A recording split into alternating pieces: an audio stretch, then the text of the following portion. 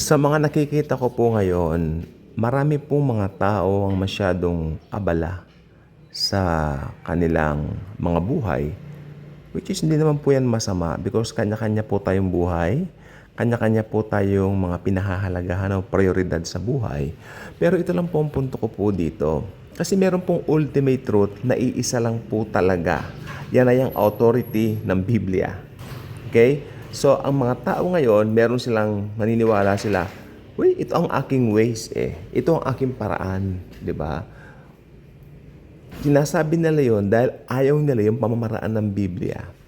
Kumbaga, parang ayaw nila yung pamamaraan na si Jesus lang talaga ang tanging daan at ang tanging solusyon sa kasalanan. May mga tao po kasi ako nakakausap na, o yan ang paniwala mo, itong paniwala ko. Kanya-kanya tayong paniwala. Totoo, tama po ba yun? Ay, kung walang Biblia sa mundo, pwede po siguro. Pero alam ninyo, may Biblia po eh. Meron pong binabanggit ang Bible sa John 14:6, I am the way, the truth, and the life. No one cometh to the Father but by me. Yan po ay isang napakalaki pong katotohanan yan na I think ini-ignore ngayon ng mga tao dahil ayaw nila yung way ni Jesus. Ayaw nila yung pamamaraan ni Jesus. Kumbaga napakasimple nga lang, maniniwala ka lang eh. Pero ayaw nila. Dahil gusto nila yung sarili nilang pamamaraan. Okay? Masyadong abala sa iba't ibang bagay sa mundo. May mga tao talagang hindi nabibigyan ng kahalagahan yung spiritual na aspeto ng buhay. Mas mahalaga sa kanila yung para dito lang sa lupa. At yan po nakakatakot. Kasi meron pong isang traidor na kapag kumalabit na sa'yo, wala ka na magagawa. Ang pangalan ng traidor na ito ay kamatayan. Okay? Mas traidor pa yan kay Judas. Maniwala kayo sa akin. Dahil pag kinalbit ka na po niyan at sinapo mo na siya, patay kang bata ka. Kasi may pupuntahan po talaga ang tao. Ito po nakikita ko po dito. Many people nowadays don't take it seriously yung mga bagay na spiritual. Kasi hindi sila naniniwala eh. Nandiyan ang mga ateista, nandiyan yung mga taong naniniwala na wala raw afterlife. At mas nakakatakot po yan. Actually, si Satan, one of his greatest deceit ngayon dito ay yung ipakita niya sa tao na walang afterlife. At ipakita niya sa tao na walang impyerno. Okay? Kung walang afterlife, kung walang afterlife, hindi ka pa nagtataka paano ka nabubuhay ngayon? Pwede bang maniwala ka sa evolusyon? Ang evolusyon parang Big Bang Theory na parang boom, tapos ayan na, yan ka na. Do you believe in that? Of course not. Tignan mo ang itsura ng kapwa-tao mo. Tignan mo ang kagandahan ng mundo. Merong creator. May gumawa sa'yo. May gumawa ng mundo. Ang pangalan niya ay Jesus. Okay? Hindi pwedeng nandito na lang tayo. Meron tayong creator. Ang pangalan niya Jesus. Okay? So itong gusto ko pong sabihin po sa ating lahat. Lahat ng mga inaabot ng video na ito. Alam nyo kasi, totoo po kasi ang afterlife. Ang nakikita ko po sa mga tao as if parang dito lang ang buhay nila. Tingnan nyo ha, bakit sabi ko. Makikita mo dito sa Facebook, most of the posts here ay parang pinapakita ngayon, itong panahon na to, parang pera lang ang mahalaga. Hindi po masama ang pera. Ako gusto ko po marami akong pera eh. Blessing ng Lord yan eh. Pero iba na po kasi ang tingin ng ibang tao sa pera. Pinapanginoon na nila ang pera, dinidiyos na nila ang pera. That's so ironic. Ironic dahil ang pera po, binigay ng Diyos para gastusin. Okay? Para mabili ang pangailangan. Tumulong sa kapwa. Diba? Ayan po ang ano dyan. Pero iba na po ngayon.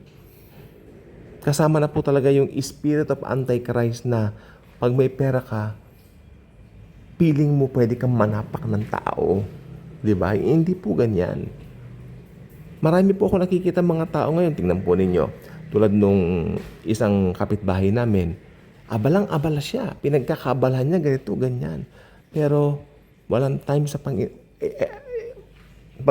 niyayang Bible study, ayaw niya, may religion daw sila. I mean, it's something like, oh my. Dito lang, hanggang dito lang. Kaya sabi nga nila, ng 1 Corinthians, yung mga taong hindi spiritual, hindi maintindihan ng mga bagay na spiritual. Kasi hindi nga sila spiritual. Okay? Kaya ipag-pray natin itong mga ito. Kasi pag dumating na po yung rapture, maiiwan po talaga itong mga ito. Totoo po ang rapture. Totoo po ang rapture. Totoo ang mga bagay na hindi nakikita ng mata mo. Mas totoo. Makinig po mabuti sa akin. Importante po ito.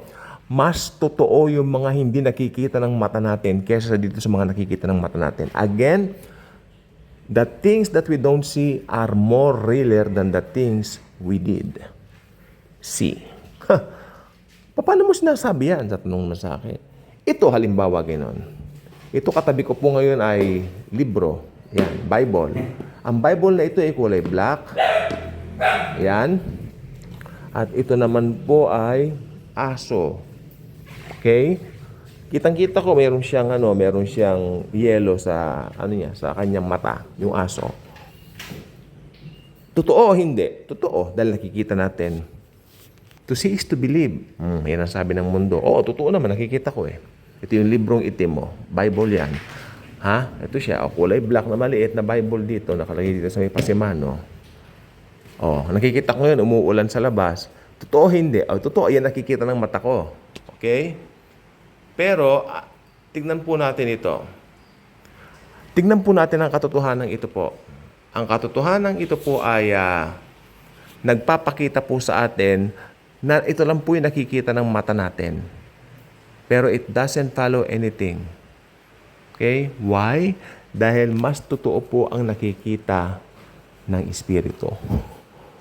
Okay? Mas totoo po yung pag nakita mo, sabi nga ni Jesus kay Tomas, naniniwala ka na ba kasi nakita mo ako? Now I'm telling you, mapalad yung mga hindi nakakita sa akin, ngunit naniniwala. Kaya makinig po kayo sa akin. Pag nandun na po tayo sa langit, na rapture na po tayo, marirealize natin, mas totoo pala ito kaysa doon sa mga... Totoo po itong nandito sa lupa, pero mas totoo, mas realer yung mga nandun sa spiritual.